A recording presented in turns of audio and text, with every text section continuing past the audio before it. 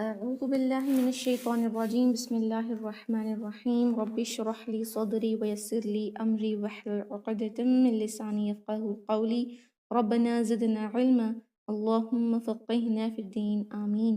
السلام علیکم ورحمۃ اللہ وبرکاتہ یا اہل القرآن، امید و دعا ہے کہ آپ سب خیر و عافیت سے ہیں اور ایمان کے بہترین درجوں پر ہیں، آمین الحمدللہ۔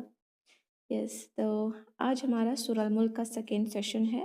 We completed ayah number 1 and 2 alhamdulillah. We had already seen the introduction of this surah کہ اس کی فضیلتیں کیا ہیں الحمدللہ. اس کے بعد ہم نے یہ بھی دیکھا کہ احادیث میں یہ آتا ہے کہ یہ سورہ جو ہے ہماری سفارش کرے گا قیامت کے دن، یہاں تک کہ ہم جنت میں داخل نہ کر دیے جائیں اگر بیچ میں رکاوٹیں نہ ہو، لائک اگر شرک میں ملوث ہیں تو دیٹ یہ ساری چیزیں کام نہیں آئیں گی. تو اگر ہم سارے کبیرہ گناہوں سے پاک ہیں اور شرک میں ملوث نہ ہوں، کوئی بڑی رکاوٹ ہمارے درپیش نہ آئے، تو یہ سورہ جو ہے ہماری سفارش کرے گی یہاں تک کہ ہم جو ہے جنت میں داخل نہ ہو جائیں. For that will have to recite the سورہ بیفور سلیپنگ ایوری نائٹ، ہے نا الحمدللہ. اس کے بعد ہم نے آیہ نمبر 1 and 2 کی انٹروڈکشن کو دیکھا تھا، ٹرانسلیشن کو، اور ساتھ میں ہم نے اس کی تجوید رولنگس کو بھی سیکھا ہے.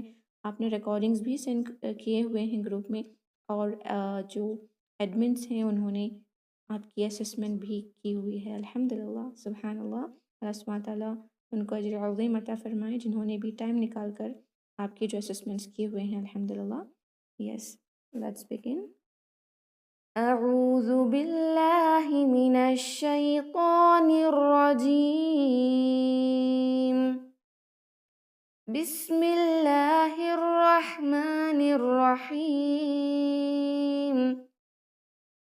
الذي خلق 7 سماوات طباقا ما ترى في خلق الرحمن من تفاوت فارجع البصر هل ترى من فطور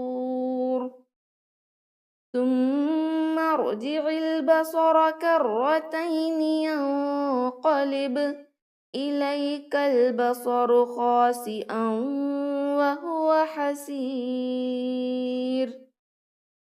الحمدللہ. So this is ayah number 3 and 4. اب ہم اس کے ٹرانسلیشن کو دیکھتے ہیں.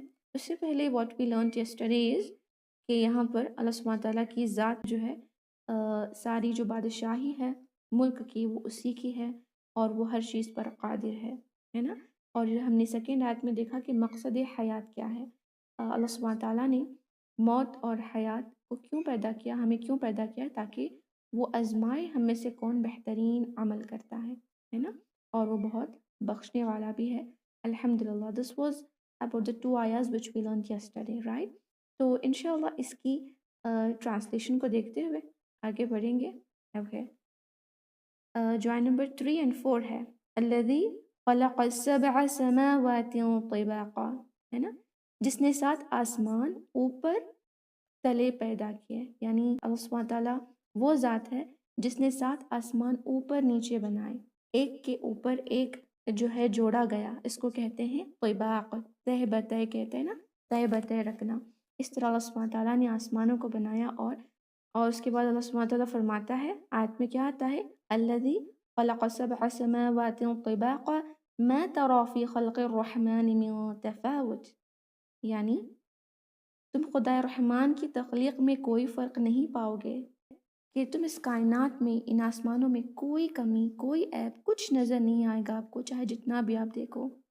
اس کے بعد اللہ سبحانہ وتعالیٰ فرماتا ہے دیکھو کیا تمہیں کوئی رکھنا نظر آتا ہے. یعنی if you just look at the skies، جو آسمان اللہ سبحانہ وتعالیٰ نے بنائے ہوئے ہیں، اس پر آپ جتنا بھی غور کریں آپ کو کوئی بھی اس میں کمی نظر نہیں آئے گی. اللہ سبحانہ وتعالیٰ آپ کو بار بار کہہ رہا ہے ثم ارجع البصر کرتین ينقلب، پھر بار بار نگاہ کو ڈالو، لیکن کیا ہوگا، الیک البصر خاسئا وهو حسیر، تمہاری نگاہ لوٹ آئے گی تھک ہار کے. یعنی جو جتنی بھی تم نگاہ اس آسمان پر لگاؤ گے کہ اس میں کوئی عیب تلاش کریں، لیکن یہ ہوگا، نتیجہ یہ ہوگا کہ نظر تھک ہار کے تمہارے پاس نامراد لوٹ آئے گی.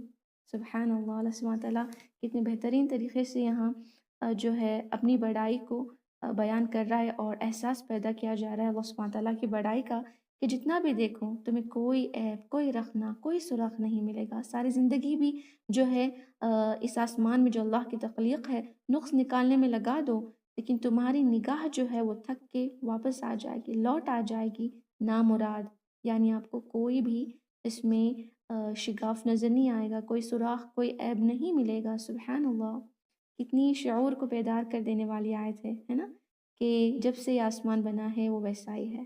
سبحان اللہ، جو ہم بناتے ہیں اس کے اندر تھوڑے ہی دنوں میں کوئی چیز بنائیں تو نظر آ جاتا ہے کہ کوئی چیز نئی ہے تو کوئی چیز پرانی ہے، لیکن آسمان جب سے بنا ہے وہ ویسا ہی ہے۔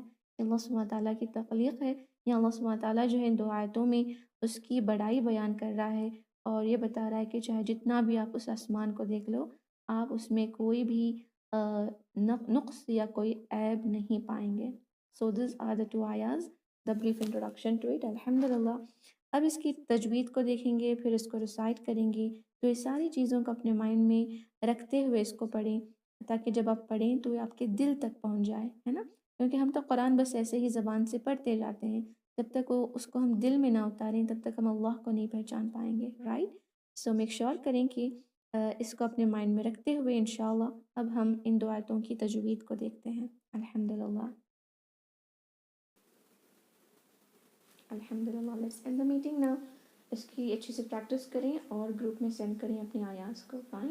سبحان ربک رب العزت عما یصفون وسلام علی المرسلین والحمد للہ رب العالمین۔ السلام علیکم ورحمۃ اللہ وبرکاتہ، جزاکم اللہ خیرا۔